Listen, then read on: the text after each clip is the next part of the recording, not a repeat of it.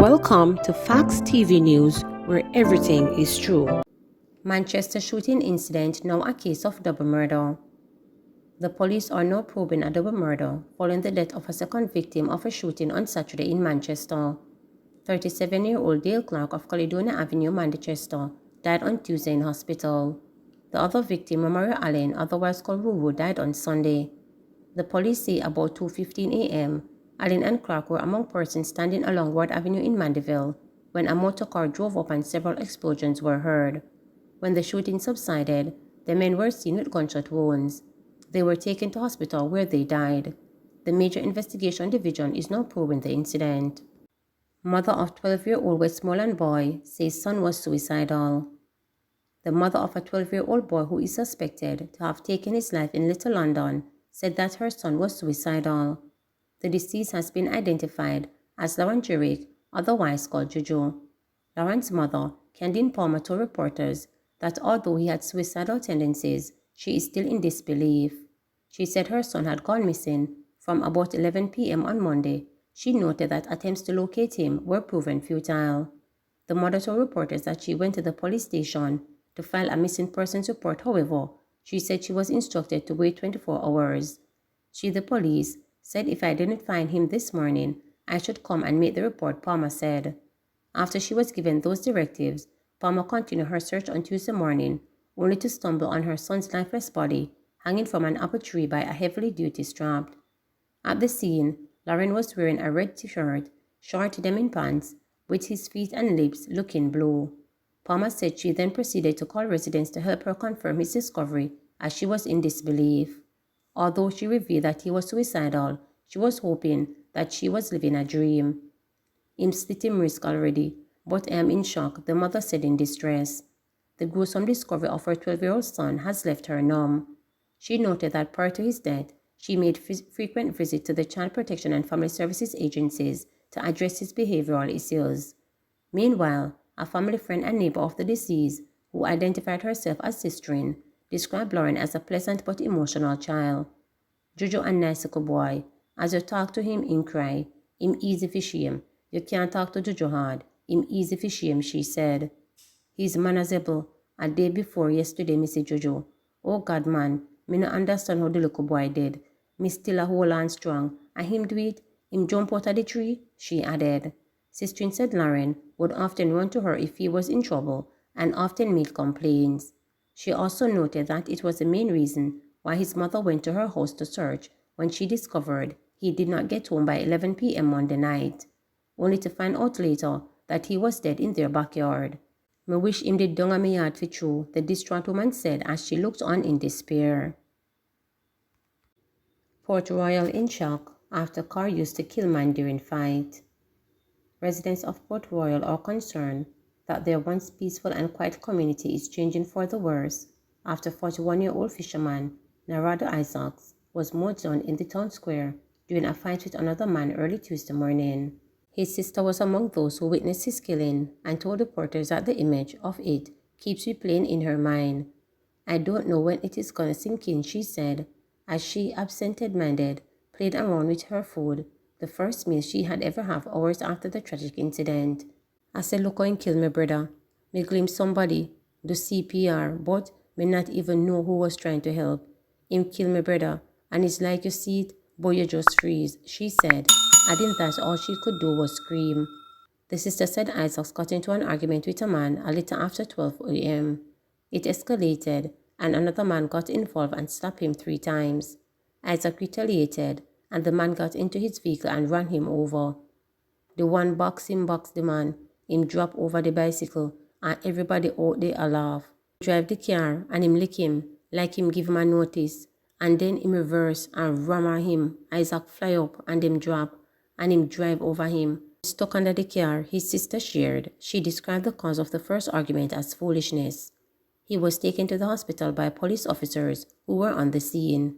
Superintendent in charge of St. Andrew East Police Division, Tommy Lee Chambers, said the police are still trying to locate the suspect who drove away after the act. He has been identified as Kemar Kiki Clark of Fletcher's Land in Kingston. Superintendent Chambers told reporters that Clark was previously charged for illegal possession of firearm and was reporting to Port Royal Police Station. His child's mother reportedly lives in the community and he visits frequently. It is sad to know that at this time, Port Royal would be seen a 200% increase in murder, with 2 murders since year. Port Royal is a community where you could not be seen any crime. Persons can go around and leave their doors open, Chambers said. The superintendent's sentiments are echoed by David Palmer, a fisherman from the town, who blames the migration of people from other areas to the community for the increase in conflicts. Our culture different, we know in the war, but a lot of young boys over here, we don't know the reason why them are here. Sometimes it's problem when them living and them come lurk out here, so enough time them come here and threaten off when them lose them cool, he said. Sometimes the girls them take on the same young guy them and bring them to the place, and is not what we expect, because some of them, the girl them love the bad boy them, and them bring them into the place, and they make the place different. Palmer, who has lived in Port Royal for 62 years, added. Another resident who has lived in the town for more than 20 years agreed with Palmer. The community is changing big time, but the devil there everywhere. You have to just do what you have to do and keep to yourself and make sure you keep yourself safe, he said. Butch, a resident who worked with Isaacs, is still in shock about his death. It is not right for the community. 2 people get in an argument and it gets out of hand, he said. But he dismissed that it is an isolation incident and contended that Port Royal is still one of the safest places in Jamaica. Chambers said the police will be working to make sure it stays that way. We will be doing everything in our power to ensure that this community remains safe through dialogue with community members, intervention with citizens, and regular patrol, she said. St. Elizabeth man charged for robbery at elderly woman's home. A St. Elizabeth man has been charged with burglary and robbery with aggravation following an incident in Top Hill in the parish on Sunday. He is 20-year-old Durrani Powell, otherwise called Zogo, of Top Hill. The Jamaica Constabulary Forces Corporate Communications Unit (CCU) says about 11 p.m., Powell and another man kicked open the door to the elderly woman's house and entered.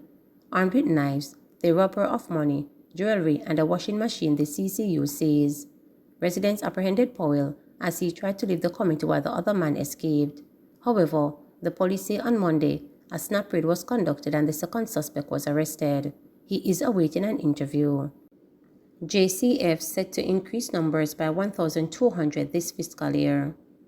Police Commissioner Major General Anthony Anderson says the Jamaica Constabulary Force JCF expects new recruits for this fiscal year to total 1,200. He made the announcement on Tuesday during the JCF's online press briefing on crime and violence, where he also noted that the police force has been bolstered by the recent addition of 328 constables to aid with the ongoing Operation Relentless 2 crime-fighting initiative. We continue our strategic push towards bringing the membership of the JCF closer to the 15,000 mark. Our program of recruitment continues in earnest, and we believe that at the current rate, we are on target to recruit 1,200 additional members by the end of this fiscal year, Anderson added. He is urging young people to consider a career in the police force. The JCF has been on a recruitment drive to bring in approximately 1,300 new members this year, with special focus on targeting high school students and changing organization's gender profile. Anderson also gave an update on the JCF's ongoing rollout of its station records management system and electronic record-keeping system, which forms part of the Inter-American Development Bank Security Strengthening Project.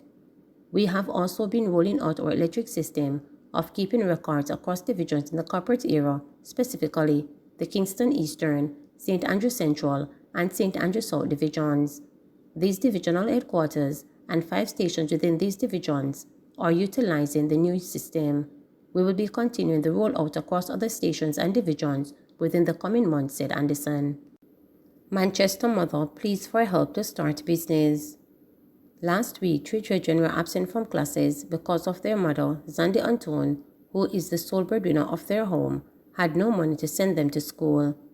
It broke my heart when I see my children crying and saying that they wanted to go to school, said Zandi. The distraught mother shared that one of the children suggested going to school without lunch money, but she did not even have taxi fare to give to them. I am just tired of begging people to assist me with my children. There are many nights when I cry myself to sleep because I feel so helpless at times, she said.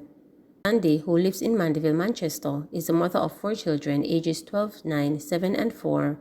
The 7-year-old lives with his father. I used to sell seasoning, which includes scallion thyme, pepper, and garlic, to support my children, but the high cost of living and COVID-19 ruined my business. The little money I managed to save, I had to use it to fund my children with back-to-school supplies and uniforms, she explained. Sandy described herself as very hardworking and one who does not believe in giving up. She says she used to wash people's clothes to earn money, but is now unable to do so because of pains in her left hand.